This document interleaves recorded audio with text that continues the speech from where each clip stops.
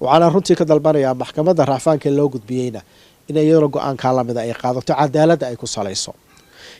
iminkana runtii waxaan ku baraarujinayaa xeerlaalinta iyo maxkamaddaba maadaama ninkaa kiiskiisii eedeyntiisii la sheegay inay eedan waxba kama jiraan ay ahayd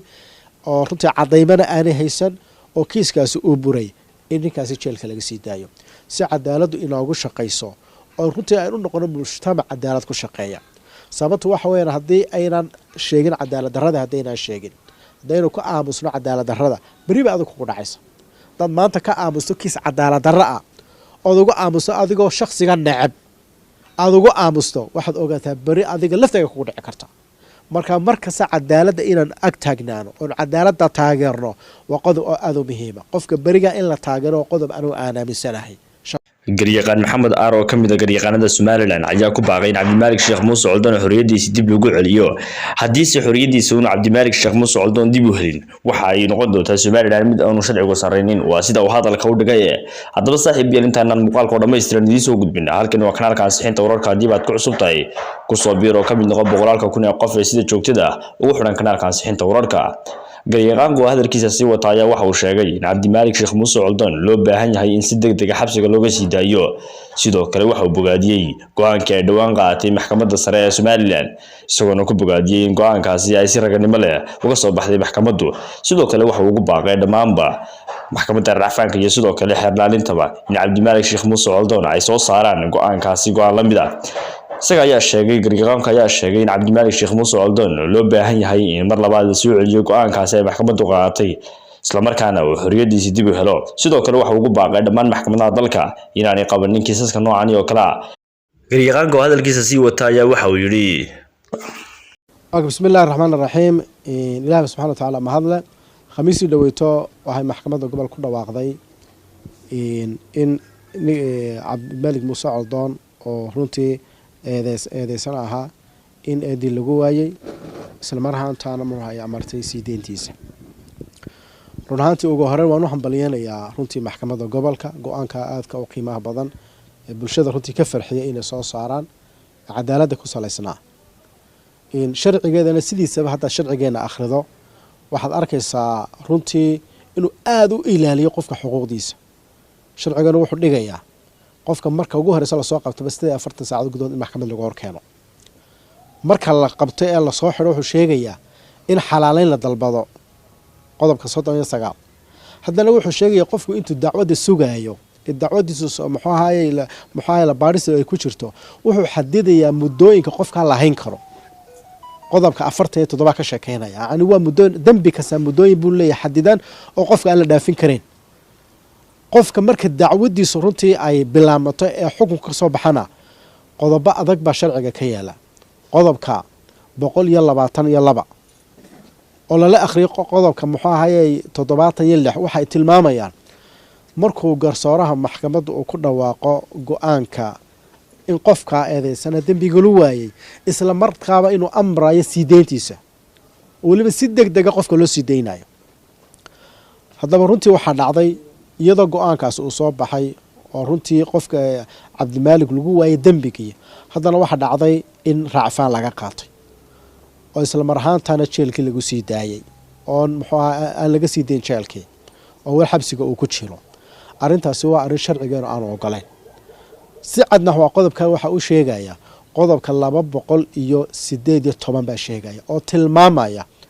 marka raacfaanka la qaato go'aanka ay maxkamaddu soo saartay waa la hakinaya rafaanka qofka marka laga qaad muddada loo cayimay rafaanku inta socoto iyo inta dacwadu socoto go'aanka waa la hakinaya hal mar baa la hakinay hal mar qodobku si adag buu u sheegay wuxuu leeyahay si kasta ha ahaatee waa in la fuliyaa go'aanka sii deynta go'aanka xorriyadda qofka xorriyadiisa lagu sii deynayo waa la fuliyaa marka qodobkaasi si cad wuxuu sheegayaa iyadoo la hakinayo qofka marka raacfaan la qaato iyadoo la hakinayo go'aankii fulinta haddana wuxuu leeyahay sheekadu hadday qusaysaba qofka xorriyadiisa waa la fulinaya waliba si degdeg ah loo fulinaya oo qofka xorriyadiisa waa loo celinaya maxkamadduna waxay sharaf ku leedahay wax weeyaan markay go'aanka soo saarto qofkaasi waa bilaa dambi oo dambigii waa lagu waayay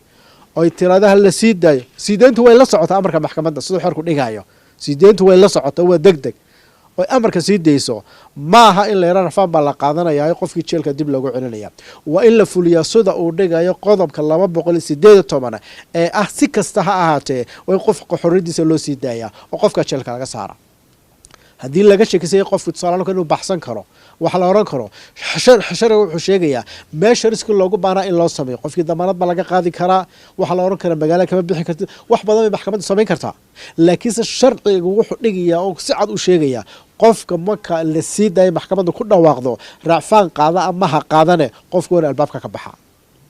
waana sida sharciga u dhigaya Soomaaliland maanta ku yaala qodobka 218 u dhigayo magaa runtii waxaan u arkay qodobkaas in xeer ilaalintu ay jabisay wax kalena ma waxaad moodaa inta dambe waxa caado runtii xeer ilaalinta oo noqotay dhaqanna aad moodaba inay u noqotay markasta oo qofka la xukumo oo dambiga lagu waayo qofkiiyo dambiga lagu waayay inay yiraahdaan rafaan baan ka qaadanaynaa isla markiiba qofka la soo qabto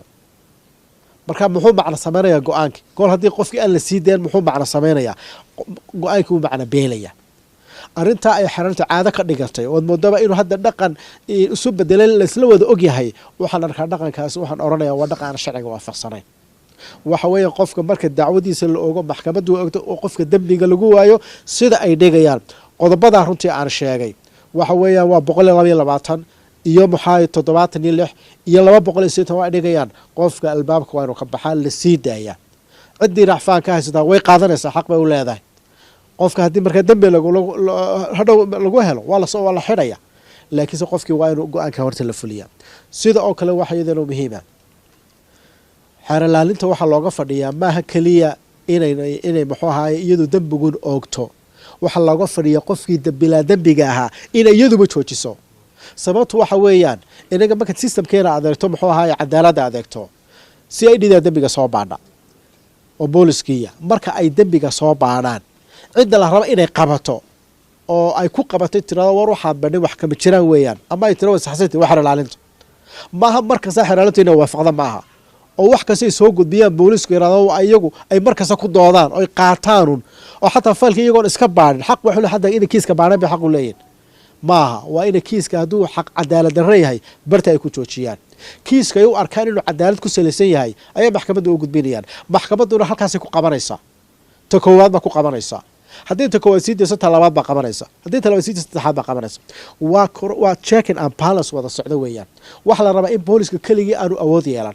oo cid ka toroosha ay jirto dambiyada ku qabataa oo wax xalaalinta kaligeed looma sii deyn lama oran wax kasta iska samee maxkamadda koowaad ba qabanaysa maxkamadda koowaad looma sii deynin waxa qabanaysa talabaad looma sii deyn saddexaad ba qabanaysa waxaas oo waxa loogu talagalay inay isjeegarayaan laakiin hadda waxa dhacda oo in badan hadda aynu aragnay inay heshiis yihiin xeerlaalinta iyo booliska saydiido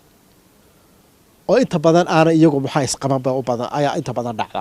oo maxkamaddu markay kiisku tago maxkamaddu ay eegto marka runtii waxaan horta leeyahay maxkamaddu waan ugu hambalyeynaya inay kiisaska noocan ay qabato ee aan baseless ka yaani aan base sharci aan ku fadhiin sida kiiskan Cabdimaalik hadda lagu haysay oo kale waxaan runtii ka dalbanayaa maxkamadda raafaanka loo gudbiyayna inay iyadoo go'aanka la mid ay qaadato cadaalad ay ku salayso imikana waxaan ku baraarujinayaa xeerlaalinta iyo maxkamaddaba maadaama ninka kiiskiisii eedayntiisii la sheegay inay maxaa waxba kama jiraan ay ahayd oo runtii cadaymana aanay haysan oo kiiskaasi uu buray in ninkaasi jeelka laga sii daayo si cadaaladdu inoogu shaqayso oo runtii ay u noqono mujtamac cadaalad ku shaqeeya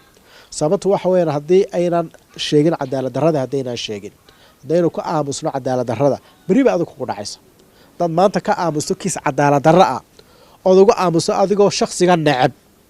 aad ugu aamusto waxaad ogaataa beri adiga laftaaga kugu dhici karta markasta cadaaladda inaan ag taagnaano oon cadaaladda taageerno waa qodob oo aad u muhiima qofka beriga in la taageero waa qodob anuu aan aaminsanahay shakhsiyan marka runtii waxaan kusoo gabagabeynayaa hadalkayga waa ninka odayga muddo dheer baada ku jiray mushkilada badan arrinta way keenaysaa waxaan hadda imika aad u dhacdo marka dalkeena adeegto waxaad arkaysaa qof baa la soo xidhayaa qofkii markaa soo xidhay muddo dheer buu jirka ku jiraya oo intaa kiiskiisaba aan la furinba kiiskiisa waxaa la furayaa mar dambe cadaymihii baa la raadinaya muddo dhow kaluu kusii jiraya maxkamaddii baa go-aan ka gaadhaysa koowaad rafaan baa laga qaadanaya waa lasii haynayaa tii labaad baa haddana rafaan waa lasii haynayaa maxkamadda suuru tegaya waa lasii haynayaa maxkamadda ugu sareysa waxay odhanaysaa ninkan kiiska laguma hayo dee muxuu qofkaa faa'iiday markuu qofkii sanad ku jiro jeel oo macaan ku dhacay oo dhiikar ku dhacay oo xanuunsaday oo reerkiisa kala yaacay marka lagu yiraahdo muxuu ahaye sanadkii 2 sano kadib bari baa tahay maxaad ka faa'iideysa maxaa cadaalad baad heshay marka cadaalad baad helin already wixii kugu dhacay waa kugu soo dhacinba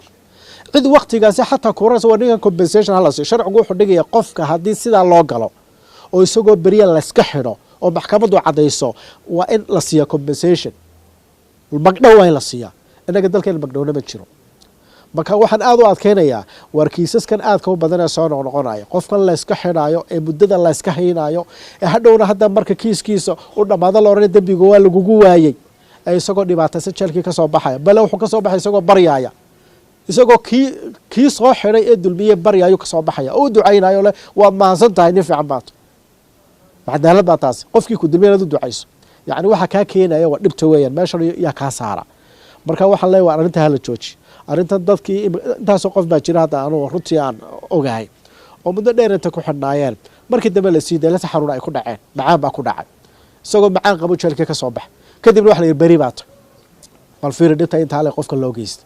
maxay berinimadiisa ay taraysaa haddii xanuunba ay ku soo dhaceen